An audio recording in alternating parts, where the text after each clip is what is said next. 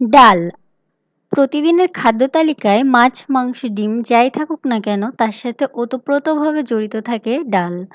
ডাল ছাড়া যেন বাঙালির খাবার জমেই না। আর আজকে আমি দেখাবো মসুরের ডালের রেসিপি। আমি জানি এটা সবাই পারেন, তারপরেও দেখাচ্ছি। অনেকে বলেন মসুরের ডাল রান্না করলে নাকি পারফেক্ট কালার আসে না অথবা পারফেক্ট স্বাদ হয় না, সেজন্য। আর এই ডালটা আমি খুবই লো ফ্যাট করে তৈরি করব, যাতে যারা ডায়েট করতে চাচ্ছেন তারাও এটা নিশ্চিন্তে খেয়ে নিতে পারেন।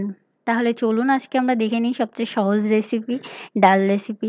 অনেকে আবার বলে থাকেন ডাল রাঁধতে নাকি বোর ফিল হয়, কিন্তু আমার তো মনে হয় এটাই সবচেয়ে সহজ রান্না। চলুন দেখে নিই।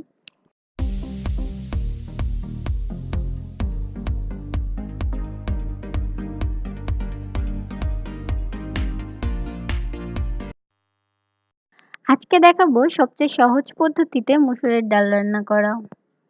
এর জন্য প্রথমে আমাদের লাগছে মসুরের ডাল। এখানে আমি 100 গ্রাম মতো ডাল নিয়েছি। লাগছে রসুন কুচি, পেঁয়াজ কুচি, ধনেপাতা কুচি, পাঁচফোড়ন, ভাজা জিরা গুঁড়ো,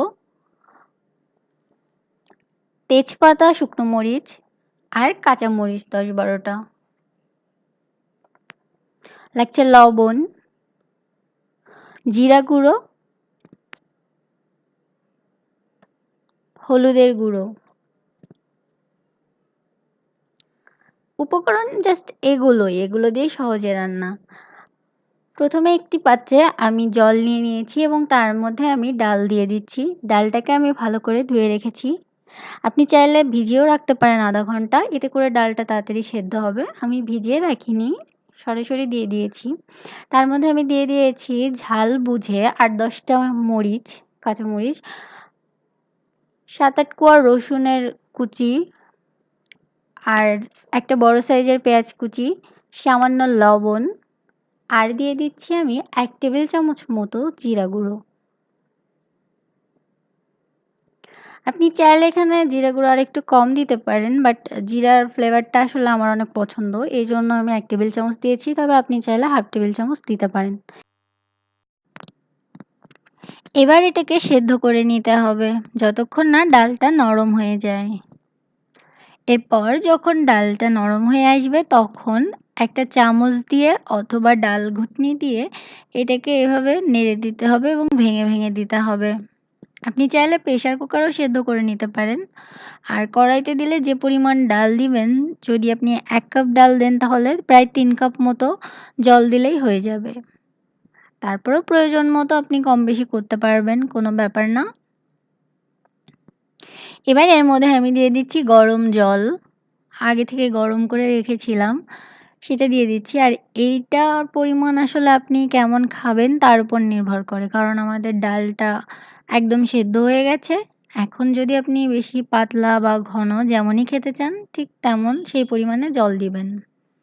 এরপর এতে আমি দিয়ে দিয়েছি স্বাদ মতো লবণ আর হাফ চা চামচ হলুদের গুঁড়ো।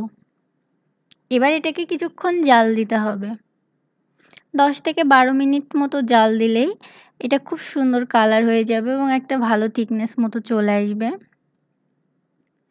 এবার আপনি চাইলে এই যে ফেনা ফেনা ভাবটা উঠছে, এটা একটা চামচ দিয়ে উঠিয়ে ফেলে দিতে পারেন, না দিলেও সমস্যা নেই।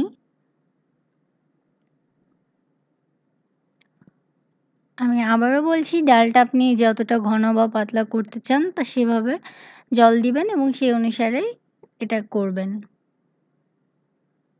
এটার আসলে ধরা বাঁধা কোনো নিয়ম নেই। তো এরপর কিছুক্ষণ জাল দিলে ডালটা যখন একটু ঘন হয়ে আসবে তখন আমি এটা নামিয়ে নিচ্ছি। এবার অন্য একটি পাত্রে প্রথমে তেল একটু গরম করে এখানে আমি অল্প তেল দিয়েছি। আপনি 1 টেবিল চামচ বা তার কমও দিতে পারেন। দিয়ে তাতে আমি পেঁয়াজ আর রসুন কুচি ভেজে নিচ্ছি। শুকনো মরিচ, তেজপাতা, পেঁয়াজগুলো এটা ভাজার জন্য যতটুকু তেল লাগে ততটুকু দিলেই চলবে। এরপর এতে আমি দিয়ে দিচ্ছি, যখন পেঁয়াজগুলো একটু ভাজা ভাজা হয়ে যায় তখন এর মধ্যে আমি দিয়ে দিয়েছি সামান্য পাঁচফোড়ন। এবার এটা লালচে করে ভাজা হলে নামিয়ে রাখছি। এবার এই ভেজে রাখা পেঁয়াজটাকে আমি ডালের মধ্যে দিয়ে আরও 3-4 মিনিট মতো জাল দিব।